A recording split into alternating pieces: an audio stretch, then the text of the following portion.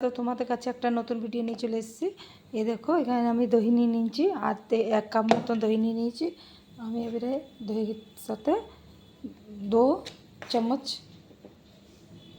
বেসন মিলাবো আর এতটা জল মেলাবো এখন। তো চলো আমি এটা তৈরি করে লিপিটা মিক্সিতে পিষে দিলাম। তো হ্যালো বন্ধুরা, তো দেখো আমি মিক্সিতে পিষে নিচ্ছি। হ্যালো বন্ধুরা, তো এখানে দেখো আমি ওইটা পিষে পরে আমি এটাতে তিন বাটি আমি জল দিয়ে দিলাম। জল দেওয়ার পরে ওটা খেলিয়ে নেব। তো চলো এবার তাড়কা লাগ। হ্যালো বন্ধুরা, তো দেখো আমি কড়াইয়ে তেল দিয়ে দিলাম। তেল গরম হওয়ার পর্যন্ত ইন্তজার করব।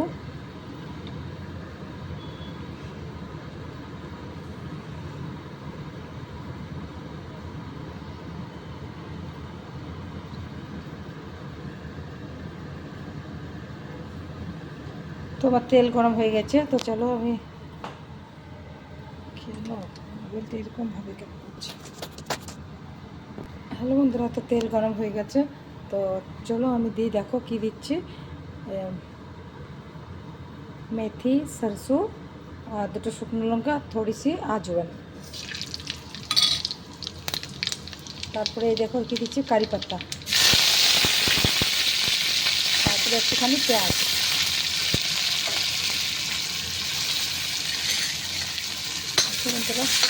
ভালো করে আমি ভেজে নেব। হ্যালো বন্ধুরা, তো দেখো আমি এখানে আমার পেঁয়াজ ভাজা হয়ে গেছে। তো আমি দেখো এখানে কি দিয়ে দিচ্ছি, এখানে হলুদ গুঁড়ো, ধনে গুঁড়ো আর লঙ্কার গুঁড়ো দিয়ে দিলাম। আর এখন নুন দেবো না, এই জন্য নুন দেবো না। কি এখন নুন দিলে কারিটা ফেটে যাবে আমাদের। আর এটা আমি দহি আর বেসন মিলিয়ে রেখেছিলাম, এটাকে ঢেলে দেবো। আর এটা যতক্ষণ না উবালবে ততক্ষণ আমি এটা হিলাতে থাকবো।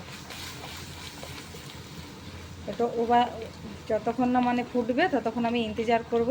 যখন ফুটে যাবে তখন আর আমি করব, আর হিলাবো না। তখন আমি পকোড়া নিয়ে তৈরি করব।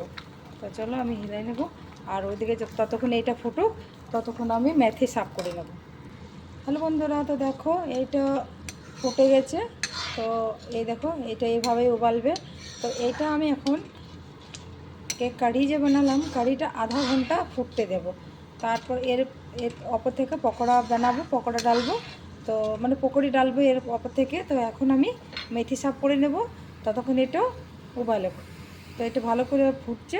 তো অনেকক্ষণ ফুটতে দেবো, এটা প্রায় আধা ঘন্টা 1.5 ঘন্টা ফুটবে, তাকি বেসনের আর যে দহির স্মেলটা যেমন চলে যায় সে ফুটবে।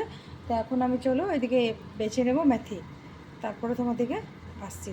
হ্যালো বন্ধুরা, তো দেখো আমি এখানে বেসন নিয়ে নিয়েছি, আর এখানে বেসন, আর এখানে নিলাম মেথি শাক। তারপর নিয়ে নিলাম পেঁয়াজ। তো পেঁয়াজ মেথি শাক নিয়ে নিলাম। তো এখানে দিয়ে একটু হলুদ দিয়ে দিলাম, আর একটুখানি লঙ্কা করে দিয়ে দিলাম। আর যেটা দেব নুন দিয়ে দিলাম। তো এটা আমি মেখে নিয়ে তোমাদেরকে দেখাচ্ছি। তোমাদেরকে যে দেখো কারিটাতে আমি নুন দিইনি, যখন এটা ভালো করে ফুটে যায় তারপরে নুন দিতে হয়, নাই তো কারি কেটে যাওয়ার ভয় থাকে। তবে 1.5 চামচ নুন দিয়ে দিলাম। তোমরা পরিমাণ মতো নুন দিতে পারো, যতটা খাও। তো চলো আমি এই পকোড়ার ব্যাটারটা বানিয়ে দিই। চলো হ্যালো বন্ধুরা, তো দেখো পকোড়া বানাচ্ছি। এই যে আমি এটা গুঁড়ো নিয়ে মেখে নিয়েছি। এবারে পরোটা হচ্ছে, তেলটা একটু গরম হয়নি। ছোট ছোট করে সব পকোড়াগুলো দিয়ে দেবো। মেথির আর পেঁয়াজের তোমরা কমেন্ট করে বলবে। এটা বাড়িতে বানাবে ভালো লাগবে। এটা তো আমরা দিল্লিতে বানাই, সবাই খাই, কিন্তু এটা অল ইন্ডিয়া চলে। দহির সাথে বানালে খুব খায় লোকে।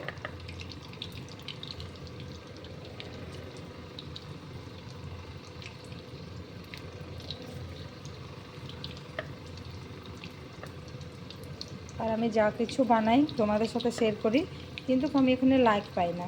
লাইক না দেখেন আমার ভিডিও, কিন্তু আমি এক হাতে তো ভিডিও বানাই, ভিডিও ধরার জন্য তো কেউ নেই। তো আমি এত ভালো ভিডিও বানাতে পারি না। তো যেভাবে বানাই, তো কোশিশ তো করি, কিন্তু কেউ অত লাইক দেয় না, কিন্তু কেন। হ্যালো বন্ধুরা, তো দেখো আমি এখানে পকোড়া ঢেলে দিয়েছি। এই যে পেঁয়াজ আর সে পকোড়া ঢেলে দিলাম। তাহলে তোমরা কমেন্টে বলবে কে কে পছন্দ করো পকোড়ার তরকারি। তো বাই, ভিডিও এই তক।